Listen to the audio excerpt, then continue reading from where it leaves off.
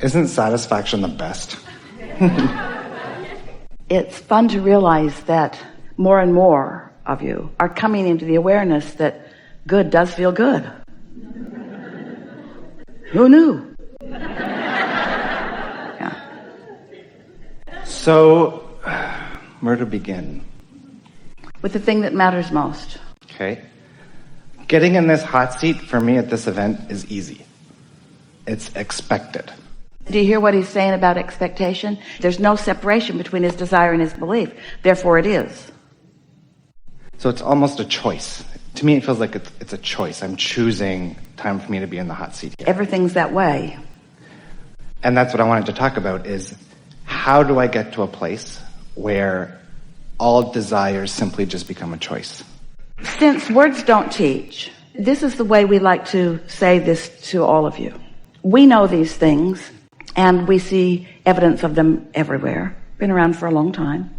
So we offer examples to you that are in complete alignment. They are completely vibrationally accurate with the laws of the universe. And we know for sure that when you're in sync with the laws of the universe, it's sort of like being in sync with the laws of gravity. Don't try to defy it.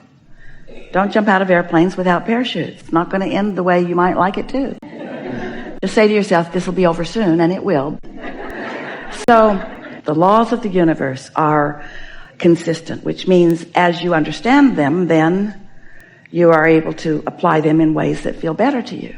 When you think about something that you desire, that you don't believe, and it doesn't feel good, then the question is, well, how can I bring myself into vibrational accord with that? And so we say the way to come into vibrational accord with 100% of what's in your vortex. Do you know what we mean by the vortex? We're just going to tell them briefly just in case they don't know, because this is an important piece. As you in your physical body are sifting and sorting, knowing what you don't want and knowing what you do want, even at unconscious levels or at levels where you're not giving a whole lot of attention to it, you are launching these rockets of desires or preferences. When someone's rude, you know you want them to be nicer. When you're rude, you know you want to be nicer. If you don't have enough money, you know you want more money, and so forth. So this vibrational reality is gathering, sort of like the fetus in a womb. And law of attraction is gathering the cooperative components. So it's becoming more and more and more and more and more. Well, it reaches a place of being ready to be birthed into your experience. But if you're not a vibrational match to what it is, in fact, if you're like so many people and you are a vibrational mismatch to what it is, you want it, but, in other words, I want more money, but I don't have enough.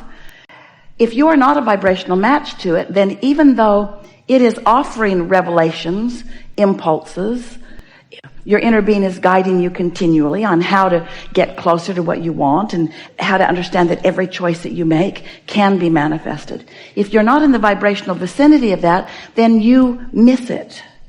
And so we teach that through meditation, there are other ways, but meditation is the clearest, easiest, surest way. When you quiet your mind, sit for 15 or 20 minutes, and usually by the end of that 20 minutes, you can, if you've found something to focus upon, like the flicker of a flame or a dripping of a faucet or even the sound of the air conditioner in the room or your own breathing, just find something to focus on that takes your attention away from things that are bothering you. Your vibration will rise, and usually you feel a feeling of detachment in your physical apparatus. And what happens when you accomplish that is that since you have ceased all thought, then you've ceased all resistant thought, which means resistance isn't a factor in your vibration anymore, and your vibration rises, and then you are at one with your inner being, and then the impulses come. Well, we've offered this to you, and it is absolute, and yet, for some, those were only words. They were only words that don't have any true meaning, and therefore there's no true knowing on the part of those hearing, until you have had the experience of meditating and quieting your mind and feeling the detachment and the vibration rising, and then actually felt or had the experience of something occurring to you that felt satisfying as it occurred. And as you followed the satisfying trail of these thoughts that are coming, it led to the manifestation that you want, such as in this case, the manifestation of being in the hot seat. So, since words don't teach, only life experience does, we can't give you the knowing. We can only know it and offer as many examples of it as we can and have as many conversations where you feel energy moving. In other words, if we can convince you that a shift in your vibration will mean a shift in your experience, and if we can convince you that that doesn't mean getting others to be different, it means your perception of them being different, your perspective of them being different. Once you are able to control your perspective, then you can control your relationship with your inner being and with all of these resources and with what's in your vortex. And then it really does begin to feel like a choice. Everything's a choice. I am invincible, meaning I know how the laws of the universe work. I'm wise enough to know whether it's a satisfying feeling or not. I'm wise enough that if it's not satisfying, I change the thought when it's easy to change. I don't wait for the momentum of it to get so strong I can't change it. And so I'm in more control, you might say, of the way I feel. So I hang out in satisfaction more of the time, and life just gets better and better and better and better and better and better and better. That's how it works. Awesome. Now state your question to us again if you can, the one you started with. How can everything just be a choice? Exactly. By understanding that you already chose it. In step one, that's when you did all your creating. You chose it. It's in the vortex. Your inner being is tending to it. The cooperative components have been gathered. See, this is the piece that's missing for most of you. Hear this. We've not said this in this clear way before. Many humans think, well, if I'm the creator of my own experience and I want something that I don't have, then I should be able to just decide it and boom, there it should be. Instant manifestation. There it should be. And we say, you can get to that point, and in some cases you already are. But you didn't come to just decide and bam. You came to let life help you to choose and to continue to amend and add to what you want, to fill in the details, experience by experience, until you've created a really wonderful, rich, deep relationship with life.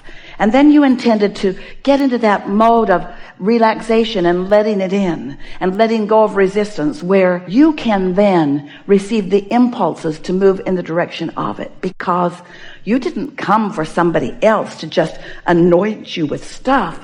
You didn't come to just inherit from someone else what they had created. You came as creator, and you will never find satisfaction without being the creator. Which means, I don't like that, and I know I don't like it by the way I feel. Well, what is it that I do want? Well, I do want that, but I can't get that because I don't believe that yet. I'm still over here. So then you've launched it, and then you begin to find ways of letting yourself be more of a match to this than this. Sometimes it requires not thinking about it, because every time you think about it, you think about it in the same way that you used to think about it. We've been telling a story. Most of you haven't heard it. Some of you have. This is what we want you to hear. And then we're going to tell you a story that's going to make it easier for you to hear it. Right now, where all of your power is, you could absolutely do just as you say.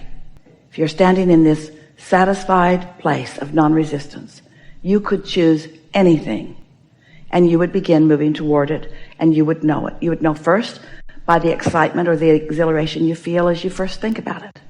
And then, if no one talked to you about how hard it is, and you didn't remember how hard other things like it had been, and you didn't start jamming up the circuit with beliefs and memories that clog it, it would just move steadily from this pure place of wanting into a manifestation. But during the process of it evolving, in the process of these thoughts turning to things, you will have other experiences that will cause you to put more defining things into your vortex. And so that's what deliberate creating at its best really is. You ask, it starts to come. Your new perspective shifts, because when that dropped in, you had a different vantage point. So more contrast caused you to offer another intention. You still find alignment, and so that comes along, which is a new experience, which causes more differing contrast. So would like to just zap you into an understanding that you are making those choices. Every single thing that you are living is because you are doing exactly what you wish to do, which means your question wasn't quite as clear as you wanted it to be, because you are constantly making those choices, and those choices are constantly coming into your experience exactly at the vibrational frequency that you've offered them. Esther has 2 houses in Southern California, and they're up on the hillside a bit, and they overlook the ocean, and